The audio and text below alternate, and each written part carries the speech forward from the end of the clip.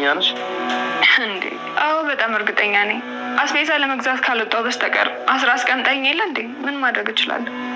እሺ ትንሽ ቀን ብቻ፣ ከኔ ምንም የሚደበቅ ነገር የለም። አላወቀም አባዬ፣ ግን ደግሞ ከኔ ተደብቆ የሚቀር ምንም ነገር የለም እያለ ሲያስፈራራኝ ነበር።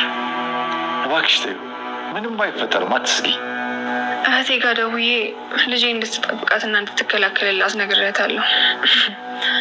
መቼም የሰውዬ ቀጥታ ማጥቃት አይችልም፣ በሚወዱት ሰው ነው የሚመጣው። ጥሩ አለሽ የኔ ልጅ፣ ለማንም እንደማይመለስ አድርጎ ሰው ይሆናል። አባዬ አለሜ እንዴት ናት?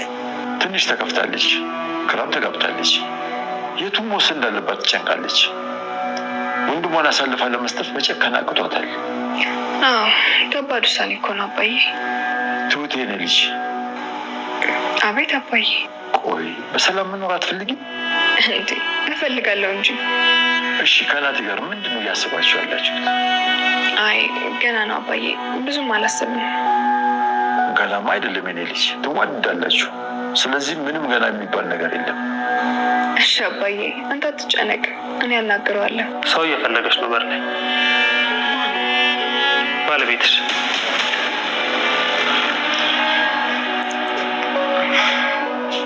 በር ላይ ጠብቀኝ ብዬ ነበር እኮ። ስለጠራልኝ አመሰግናለሁ። መሄድ ይችላል።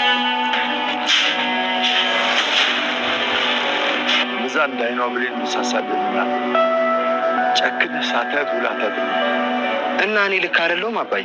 እኔ እኮ እያልኩ ያለሁት ፍትህ መስጠት ላለብሽ ሰው ፍትህ ስጪ ነው ያልኳት።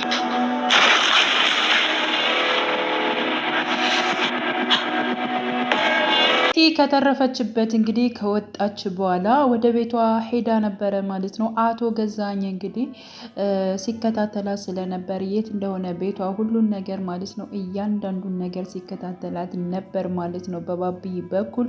አሁን ላይ ቤቷ ድረስ በመሄድ እንግዲህ ጉሮሯን እንቅ አድርጎ ለምንድን ነው ያልኩሽን ነገር የማትሰጭኝ? የኔ የሆነ ንብረት እንድትመልሽልኝ እፈልጋለሁኝ በማለት እንግዲህ አሁንም ማለት ነው አቶ ገዛኝ ማለት ነው እያስፈራራት ይገኛል። በነገራችን ላይ ከዚህ በፊት የኔን ክፉነት እንግዲህ ያው ካወቅሽው ራሱ አንድ ነገር ነው እያለ ሲያስፈራራት ነበረ ማለት ነው። ስለዚህ አቶ ገዛኝ እንኳን ለቤቲ አይደለም እና ከዚህ በፊትም እንግዲህ ሁላችንም እንዳየ ነው ባለምዬ ጉዳይ ምን አይነት ስቃይና ምን አይነት ግፍ እንዳደረሰባት ሁላችንም የምናውቀው ጉዳይ ነው። ያውም በስራ በለጠችኝ፣ ከቤት እንደ ወንድ ልጅ ሆነች በሚል ማለት ነው ጠንካራ ሰራተኛ ጀግና በመሆኗ እሱ 1-2 ድርጅት ሲኖረው እሷ 3-4 ድርጅት እንዴት ነው እንደዚህ የምትሰራው? እንዴት ነው እንደዚህ የምታደርገው? እያለ እንግዲህ አቶ ገዛኝ ማለት ነው አለምዬን አሳስሮ ያስቀመጣት ከዚህ አንጻር ነበር ማለት ነው። ስለዚህ አሁንም ለቤቲ ምንም ነገር አይራራም ማለት ነው። ስለዚህ አቶ ገዛኝ ምን መሆን አለበት አሁን ላይ ማለት ነው አለምዬም ሆነ እንዲሁም ደግሞ ያው እናቴ የግድ አቶ ገዛኝን ማሳሰር መቻል አለባቸው ብዬ ነው የማስበው ማለት ነው። ግን ደግሞ አሁን ላይ ደግሞ እሱን ላያደርጉ ደግሞ የሆነ ነገር ይዟቸዋል። የያዛቸው ነገር ምንድነው? ንብረታቸው ጉዳይ ነው ማለት ነው። አቶ ገዛኝ በባለፈው ፓርት እንግዲህ ለምንድን ነው እንደዚህ የምታደርጋት? ለምንስ እንደዚህ ታሰቃያታለ? ለምንስ የእናቴን ዕጣ ለእሷ ታደርገዋለ? እኔ ማንም በእናቴ ላይ የደረሰ በማንም እንዲደርስ አልፈልግም እያለ እንግዲህ እናቴ ሲናገር ነበረ። ብሬን እያልክ እየጨቀጨከኝ እኮ ነው አንተም ሆነ እናትህ ራሱ እየከሰሰችኝ ነው። ስለዚህ የግድ ደግሞ ብሩን የግድ እሷ መመለስ አለባት። ለእናንተ ለመመለስ የግድ ቤቲ ወደ እኔ ብሩን ማዞር አለባት ብሎ ነው እንግዲህ እንትን ያለው ማለት ነው። ስለዚህ አለምዬም እንዲሁም ደግሞ እናቴ ማለት ነው አሳልፈው አቶ ገዛኝን ሊሰጡት ያልቻለ አንድና አንድ ሀብታቸው እንዲመለስ ይመስለኛል። ምክንያቱም እንግዲህ ቤቴን ለማዳን ቀጥታ ከታገተችበት ቦታ ሲሄዱ ማለት ነው ያው አባባ ለፖሊስ እንደውልና ፖሊስ መቶ የያዘው ለምንድን ነው ይሄን ያክልኛ እንትን የምንለው በማለት እንግዲህ ለትሁት ነግሯት ነበር ማለት ነው። ትሁት ምንድን ነበር ያለችው? አንደኛ አቶ ገዛኝ ያው በፖሊስ ከተያዘ አንደኛ ደግሞ ቤቲ ትያያዛለች። ምክንያቱም በብዙ ነገር ትጠረጠራለች። ለምን? በማጭበርበር በተለያዩ ነገሮች ትጠረጠራለች። ስለዚህ እሷንም ደግሞ እስር ቤት ይከታታል። ሲቀጥል ደግሞ አለምዬ የምትፈልገውን ነገር እንዲሁም ደግሞ ናቲ የሚፈልገውን ነገር ከአቶ ገዛኝ የሚፈልጉትን ገንዘብ አያገኙም። ስለዚህ እሱን ማሳዝ የለብንም ብላለች ማለት ነው። ስለዚህ አሁን ላይ አቶ ገዛኝ ብን ራሱ በፖሊስ ሊያስዙትም አልቻሉም ማለት ነው። እና አሁን ላይ ያው ቤቲ ላይ ጉዳት እያደረሰባት ነው። ሲቀጥል ደግሞ ቆይቶ ከትሁት ላይ መዞሩ አይቀርም ማለት ነው አቶ ገዛኝ። ምክንያቱም አባባ የተናገረው ነገር አለ። በቃ እስከ መቼ ነው የራሽን ህይወት የምትኖሪው? ከዚህ ህይወት ውጭና አንቺና ናቲ መኖር ያለባችሁን ህይወት የራሳችሁን ህይወት ኑሩ እያለ እንግዲህ ትሁትን ሲናገር ነበረ። ትሁትም ነገሮቹ ይስተካከሉና አብረን እንኖራለን አባዬ፣ አስተካክላለሁ፣ ችግር የለውም፣ እኔ ትልቅ ልጅ ነኝ፣ ስለዚህ ስለ እኔ ብዙ አትጨነቅ በማለት እንግዲህ አባባን ለማሳመን ሞክራለች ማለት ነው። አባባ ደግሞ እንዴት አልጨነቅ ልጄ፣ አንቺ እኮ ነሽ ያለሽኝ፣ ስለዚህ የግድ ነገሮችን ማስተካከል አለብሽ፣ ደግሞ ሁሉን ነገር ንገሪው ለናቲ በማለት እሺ አባዬ እናወራበታለን በማለት እንግዲህ መልሳለች ማለት ነው። ስለዚህ አሁን ላይ አቶ ገዛኝ እንግዲህ ጥርጣሬ ላይ ደርሷል ማለት ነው። ምክንያቱም ቤቲን በሚያስመልጡበት ሰዓት ትሁት ያው ከናቲ ጎን እንደማጠፋ ሁልጊዜ ከእሱ ጋር እንደምትሆን እንዲሁም ደግሞ እሷ ነች እጇን ያነሳችብኝ የመታችኝ እሷ ነች፣ እንዲወርቅ ያደረገችኝ እሷ ነች በእርግጠኝነት።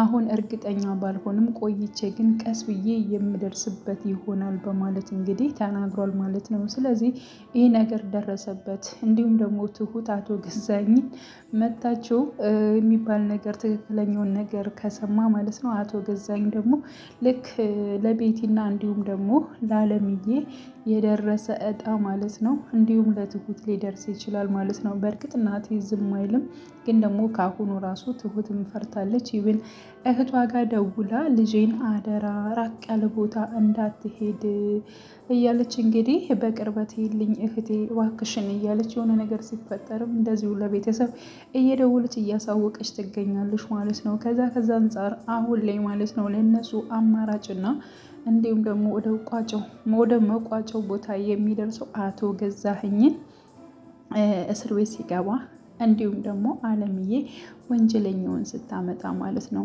አለምዬ በጣም እያሰበች ነው። እንዲሁም ናቲ ደግሞ እስካሁን እያናገራት አይደለም። ምክንያቱም ወንጀለኛን ለምንድን ነው አሳልፋ የማሰጠው የሚለው ነገር ስላለ ማለት ነው። አባባም እናትህ ነች፣ በጣም ነው የምትወድ፣ በጣም ነው እኮ አንተን የምሳሳለ። ስለዚህ በፍጹም እናትህን ሳታያት ይህን ያክል ጊዜ መቆየት የለብህም እና እናትህን ተረዳት። የራስ የሆነን ሰው አሳልፎ መስጠት በጣም ከባድ ነው በማለት እንግዲህ ያው አባባም ናቲም መክሮታል ማለት ነው። ስለዚህ አባባ እንዳለው ማለት ነው እናቱን ያናግራታል። ከእናቱ ጋርም ሰላም ይፈጥራሉ በእርግጠኝነት። አለምዬም ካሰበች ካወረደች በኋላም ወንጀለኛን አሳልፋ ትሰጣለች ብዬ አስባለሁ። አሁን ላይ ማለት ነው ባቢ የግድ ለቤቲ መድረስ አለበት ብዬ አስባለሁ። በእርግጠኝነት ይደርስላታል።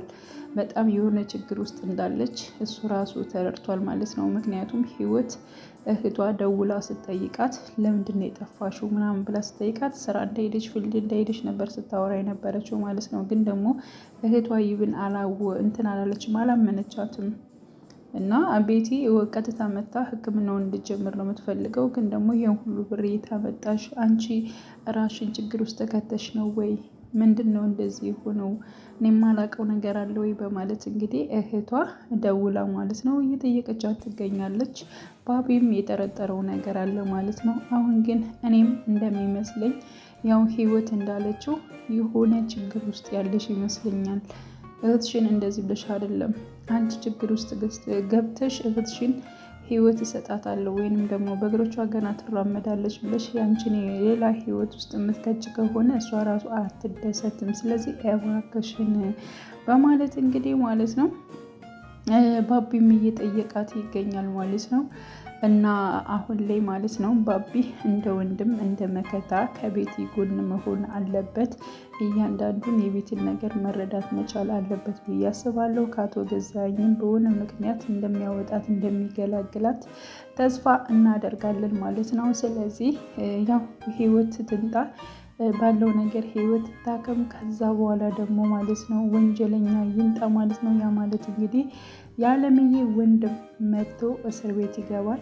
እንዲሁም ደግሞ አቶ ገዛኝም መቀጣት ባለበት ይቀጣል ማለት ነው። ከዛ ህይወት ይቀጥላል በሚለው አብረው የሚሆኑት አባባና አለምዬ አብረው ይሆናሉ። እንዲሁም ደግሞ ትሁትና ናቲ አብረው ይሆናሉ ማለት ነው ብዬ ነው የማስበው። እንግዲህ ሌላ ታሪክ ውስጥ ካልገቡ በስተቀር እና ውድ የቻናሌ ተከታታዮች ቤተሰቦች በያላችሁበት ሰላማችሁ ይብዛልኝ። ለቤቴ አዲስ ሆናችሁ የደውል ምልክቱን በመጫን ቤተሰብ የሆኑ ነባር ቤተሰቦችም ስለምታበረታቱኝ እጅግ በጣም አመሰግናለሁ። መልካም ጊዜ ተመኘውላችሁ።